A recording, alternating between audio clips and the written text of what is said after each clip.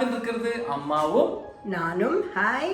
நீங்கள் நிறைய பேர் வந்து மில்லட் ரெசிபீஸ்லாம் வந்து பிரமாதமாக இருந்தது. நிறைய பேர் ட்ரை பண்ணி எங்களுக்கு எங்களோட வாட்ஸ்அப் ப்ராட்காஸ்ட்டில் you had sent photos also. So thank you very very much.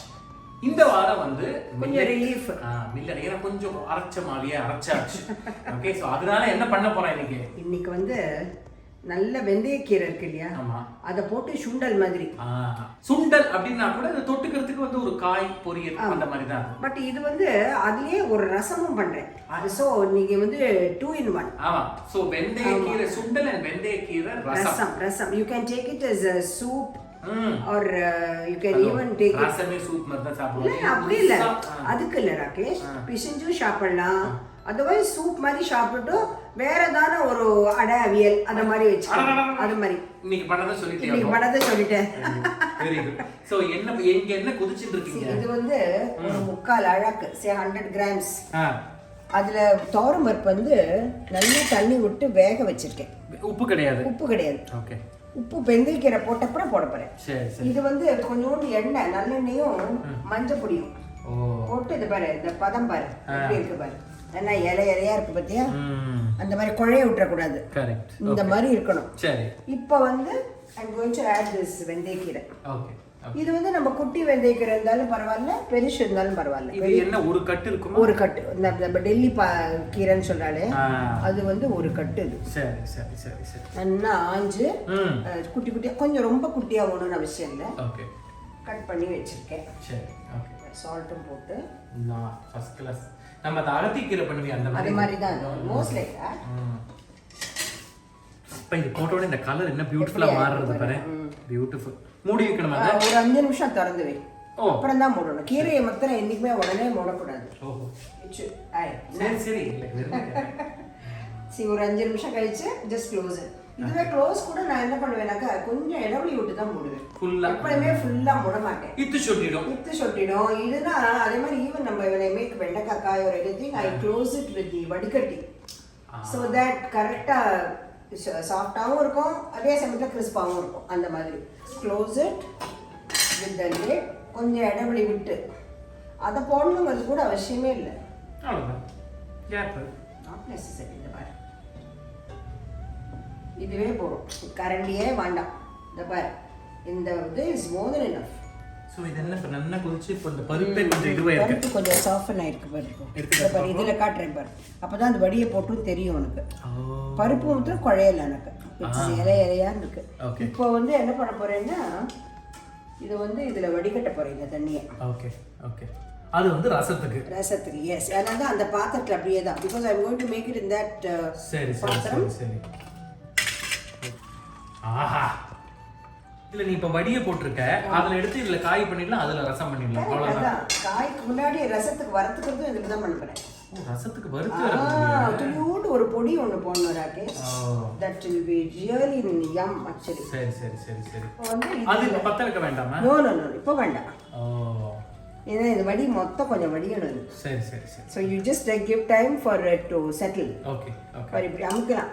அப்படியே வருது பத்தியா, அது மொத்தம் இந்த வெந்தயக்கீரையும் பருப்பும் வெந்தது. வித் சால்ட் அண்ட் கொஞ்சோண்டு மஞ்சள் பொடி இந்த பருப்புக்கு போடுறதுனால. எண்ணெய் அது நல்ல எண்ணெய். அது எப்படி இருக்கு பாருது. இதுதான் இப்போ இது வந்து வடிஞ்சு இருக்கட்டும். இதுக்கு ஆக்சுவலா இது ஒண்ணு மட்டும் வேணா கொதிக்க வைக்கலாம். ஏன்னா அது பாரு, இதுக்கு வந்து புளி கரைச்சி விடுறது இல்லை. இந்த பாரு, ஒரு சின்ன நெல்லிக்காய் அதை வந்து அப்படி டோக்குன்னு போட்டுடுவேன். அப்படியே அப்படி போடணும், அவ்வளவுதான். உப்பு கூட இப்ப போடக்கூடாது, ஏன்னா இதுல போட்டிருக்கோம் உப்பு. So I just allow it to இது. சரி. துளியோண்டு நெய் தான் குத்துறேன் நான். இந்த மாதிரி நெய் போட்டு ஒரு டீஸ்பூன் வந்து தனியா, 1/2 டீஸ்பூன் மிளகு, 3 காஞ்ச மிளகாய், 1 டீஸ்பூன் வந்து கடலை பருப்பு. அவ்வளோதான். சாரி, அப்படின்னா பத்தியா அது கீழே விழுதுனாக்கா அது ஜாஸ்தின்னு அர்த்தம். அது நான் போட மாட்டேன் ஆக்சுவலா. அது I'm just adding all this. அது எப்பவுமே நான் என்ன பண்ணுவேன்னா எடுத்து வச்சுப்பேன். டக்குன்னு ஒன்று தெரிச்சு கொடுத்தனாக்கா அது போட மாட்டேன். ஏன்னா அதுக்கு தெரியுமா எவ்வளவு வேண்டிருக்கோன்னு தெரியும். அதனால ஐ ஒன்ட் இது பண்ண மாட்டேன். வெந்தயக்கீரை நிறைய விளையும். இதெல்லாம் பண்ணுவா. பொன்னாங்கண்ணி கீரை சுண்டல் பண்ணுவா. பொன்னாங்கண்ணி கீரை மித்தலா போனா கூட என்ன பண்ணுவாங்கன்னா கட் பண்ணிடுவா. கட் பண்ணி ஒரு நிமிஷம் வேக வச்சு சுண்டல் பண்ணுவா. ரொம்ப வாசனையா. ஸோ இது வந்து பண்ற அன்னைக்கு என்ன பண்ணான்னா இது சூப் மாதிரி சாப்பிடலாம். அதர்வைஸ் யூ கேன் கிரைண்ட் பருப்பு தொகையல் பண்ணி இந்த ரசத்தை அதுக்கு முதல்ல அதை சாப்பிடணும். பருப்பு தொகையல் சாப்பிட்டுட்டு அப்புறம் வெந்தயக்கீரை சாதம். வெந்தயக்கீரையே அன்னைக்கு உனக்கு காய் ஈஸியாக இருக்கும். இதை அரைச்சின்னு வந்துட்டேன்னா வாசனை வருது. நல்ல ரசப்பொடி ஆட் பண்ணனால இப்போ பாரு இது வந்து நல்லா கொதிச்சுட்டு பாரு. இந்த புளி அவ்வளோதான். தட் மீன்ஸ் இது ஏன் எப்படின்னாக்கா தீர்ந்த புளி போகணும்னு அவசியம் இல்லை. அது கரைஞ்சி அப்படியே இருக்கிறது அவ்வளோதான். அதோட சரி இந்த புளி. இப்போ இதை போடு.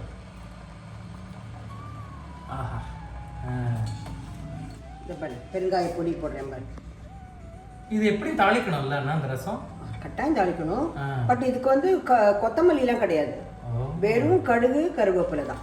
சரி சரி. இதை தாளிச்சுட்டு அந்த கடாயில இப்போ நான் வெந்தயக்கீரை பண்ணிட போறேன். சபாஷ். ஆமா எல்லாம் பாத்திரமே ஆகாத. நிஜமாவே சிம்பிளிஃபைட் குக்கிங். எஸ். அது பிளான் பண்ணிருக்கணும். That is the thing. See you need planning for that. Okay. வெல்லம். நம்மளோட அந்த போலி ரசம் மாதிரியே தான் வாசனை வரும். கரெக்ட். அதுக்கு இன்கிரீடியன்ஸ் அந்த ரசத்துக்கு அதே தான். கரெக்ட். எக்ஸெப்ட் இது அந்த வெந்தய கீரையோட ஒரு வாசனை. போலி ரசத்துல எப்படின்னாக்கா போலி வேக வைக்கிறப்ப கொஞ்சம் ஏலக்காய் கொஞ்சம் தேங்காய் அதெல்லாம் அந்த வாசனைலாம் லேசா அந்த ரசத்துல வரும். That will be very nice actually. அது பண்ணிருக்கோம் நினைக்கிறேன். தெரியல எனக்கு. I don't know. பண்ணிருக்கோம் போலி ரசம். பண்ணிருக்கோமா? கடுகு 2 கருவேப்பிலை.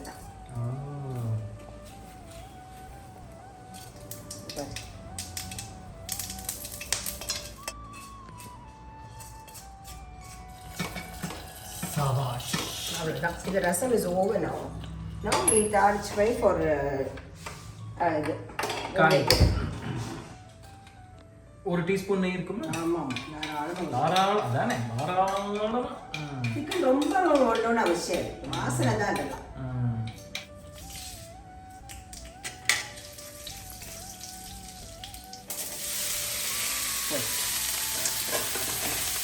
ஆஹா. தேங்காய் அதையும் போட்டு நல்லா ஒரு 4 டேபிள் ஸ்பூன் தேங்காய் இருக்குமா? 4லாம் இருக்காது. மொத்தமே ஒரு கட்டு தானே. 3 டேபிள் ஸ்பூன். அவ்வளோதான். 1 டீஸ்பூன். இப்படியே கலரக்கூடாது. உதிரா இருக்கணும். அதனால ஸோ தட் இந்த இதெல்லாம் எல்லாத்துக்கும் பரவணும். இப்படி பண்ணனா அது வேற மாதிரி ஆயிடும். குழஞ்சு போய் நின்றுடும். இது வந்து நீ இப்படி பண்ணேன்னு வச்சுக்கோ. உன்னோட தேங்காய் உப்பு சர்க்கரை எல்லாத்துக்கும் வந்துடும் கரெக்டாக. So there is a way to clarify also.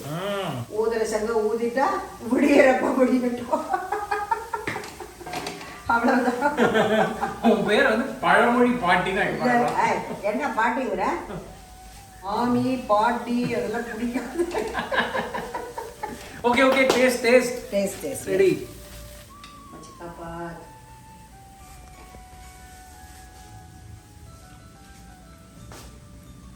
சரியா இருக்கா?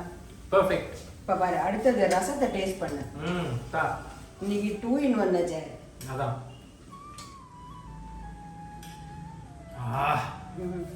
First class. உப்புலாம் சரியா இருக்கா? பெர்ஃபெக்ட்டா. இந்த sugar இன்னும் கூட வேணும்னா கொஞ்சம் வெல்லம் போடலாமா? ஆமா. பட் இதுல வந்து what stands out is நல்ல அந்த ஒரு மிளகு அதோட ஒரு வாசனை அண்ட் மெயினா அந்த வெந்தய கீரையும் பருப்பும் சேர்ந்து இருக்கும்போது ஒரு வாசனை ஒன்று இருக்கும். That is just phenomenal. இந்த இது போடுறேன். போட்டுடலாம். ஃபர்ஸ்ட் கிளாஸா இருக்கும்.